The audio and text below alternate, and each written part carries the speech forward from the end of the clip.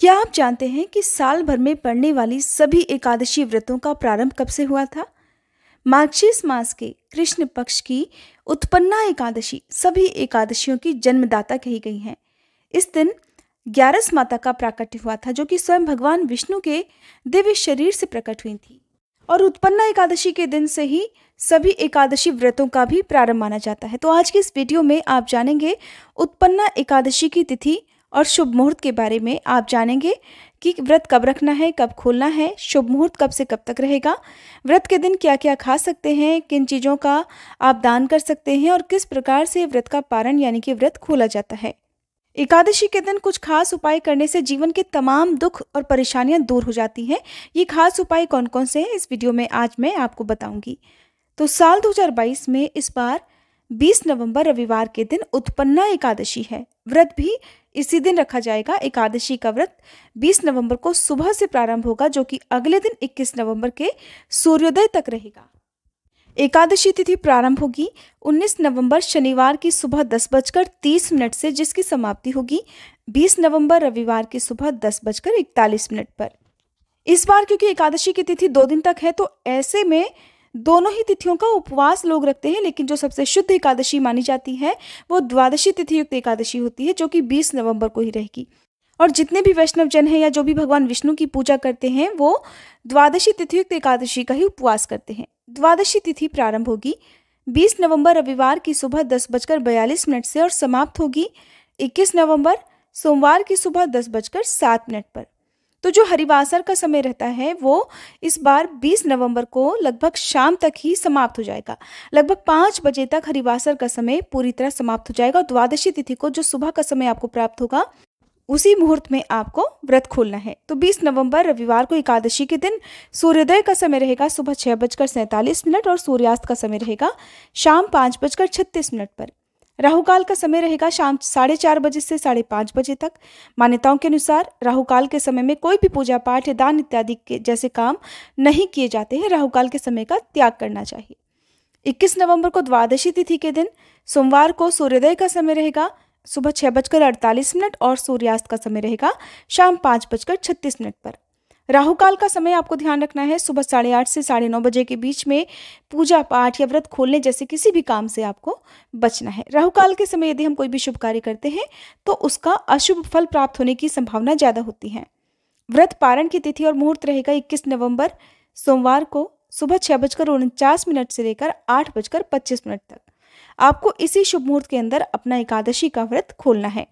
जो लोग सोमवार के दिन भी व्रत रखते हो, तो अगर आपने एकादशी का भी व्रत रखा है, व्रत इस समय कैसे खोलना चाहिए, इसके लिए आप हमारे चैनल पर आगे आने वाली वीडियो जिसमें व्रत पारण के बारे में ही मैं आपको बताऊंगी वो जरूर देख लीजिएगा, जिसमें आपको अगर आपने कोई दूसरा उपवास भी रखना है तो क्या खाकर व्रत खोलना चाहिए संपूर्ण जानकारी मिल जाएगी। एकादशी के दिन उपवास रखने से हर प्रकार की समस्याएं दूर हो जाती हैं। एकादशी का उपवास रखने से मन की चंचलता दूर होती है, शरीर के रोग दूर हो जाते हैं और जीवन में जो कुछ भी अधूरी कामनाएं हैं वो पूर्ण हो जाती हैं और अंत में ऐसा व्यक्ति मोक्ष प्राप्त कर लेता है। फिर उसे बार बार इस भवसागर के बंधन में अर्थात जन्म मरण के बंधन में नहीं बंधना पड़ता। तो जीवन में जब भी आपके लिए संभव हो, जब भी आपका शारीरिक स्वास्थ्य अच्छा हो, उस समय आपको एकादशी का व्रत सच्ची श्रद्धा और निष्ठा के साथ जरूर करना चाहिए। एकादशी के दिन भगवान विष्णु और भगवान कृष्ण की पूजा करनी चाहिए। इस दिन सुबह स्नान करके हाथ में जल पुष्प लेकर व्रत रखने का संकल्प लिया जाता है। फिर एक चौकी पर भगवान विष्णु की, माँ लक्ष्मी जी की और भगवान कृष्ण की प्रतिमाओं की या तस्वीर की स्थापना की जाती है। भगवान को पीले फल, पीले फूल, तुलसी दल अर्पित किए जाते हैं। धूप दीप जलाकर भगवान श्री कृष्ण के और भगवान विष्णु के मंत्रों का जाप किया जाता है। अगर संतान प्राप्ति के लिए या संतान से जुड़ी हुई समस्याओं के निवारण के लिए आप इस व्रत को रखना चाहते हैं तो इस दिन खास तौर पर भगवान कृष्ण के बाल गोपाल स्वरूप की पूजा करके उन्हें माखन मिश्री का भोग लगाना चाहिए।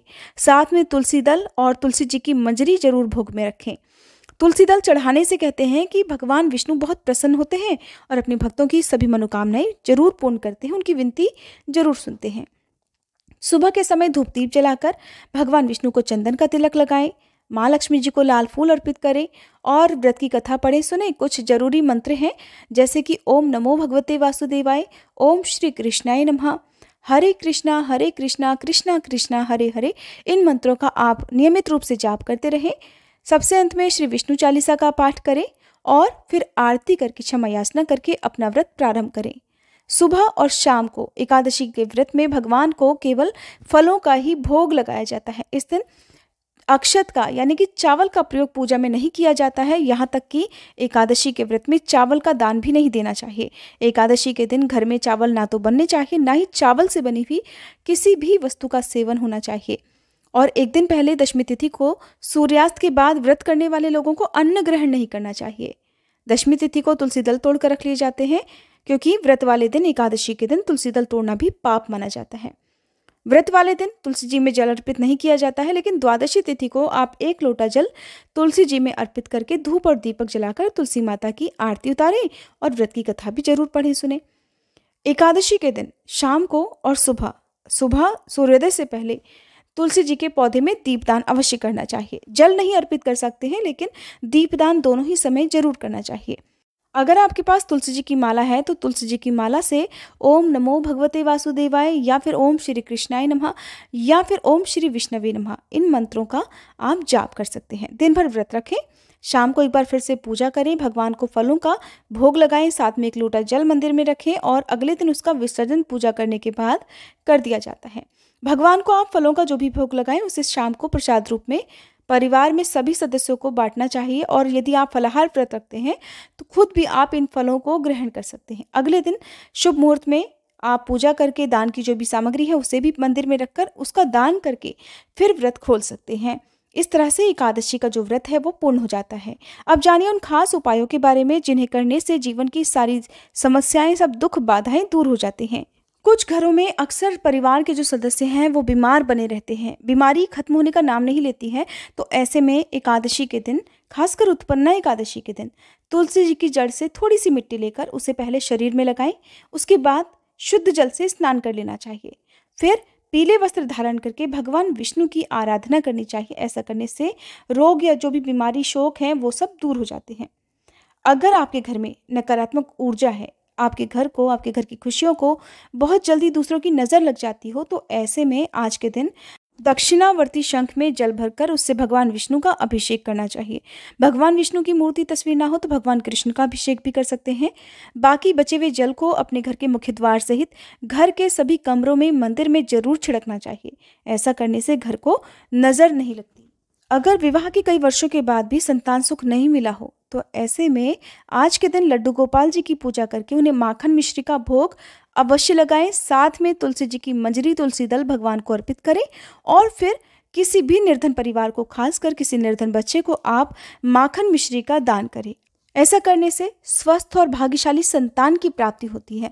यहाँ तक कि सच्चे मन से इस उपाय को करने से बांझन को भी पुत्र प्राप्ति हो जाती है, उनकी सूनी गोद भी भर जाती है। अगर आप एकादशी का व्रत नहीं रख पाते हैं तो भी इन उपायों को एकादशी के दिन कर सकते हैं।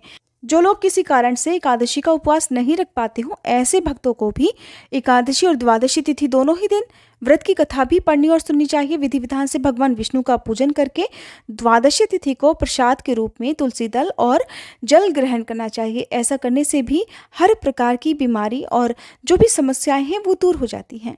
अगर आप सुनना चाहते हो उत्पन्ना एकादशी की व्रत कथा, तो आने वाली वीडियो में आप हमारे चैनल पर उत्पन्ना एकादशी की व्रत कथा और 11 माता की कथा भी जरूर सुनिएगा। वीडियो अच्छी लगी हो तो वीडियो को लाइक करके चैनल को सब्सक्राइब करना मत भूलिएगा। आजकल आप हमारे चैनल पर मार्गशीर्ष मास महात्म्य और भागवत की कथाएं भी सुन सकते हैं। अगर आपको ये कथाएं सुनना पसंद है तो एक बार आप हमारे चैनल पर इन कथाओं को जरूर सुनिएगा।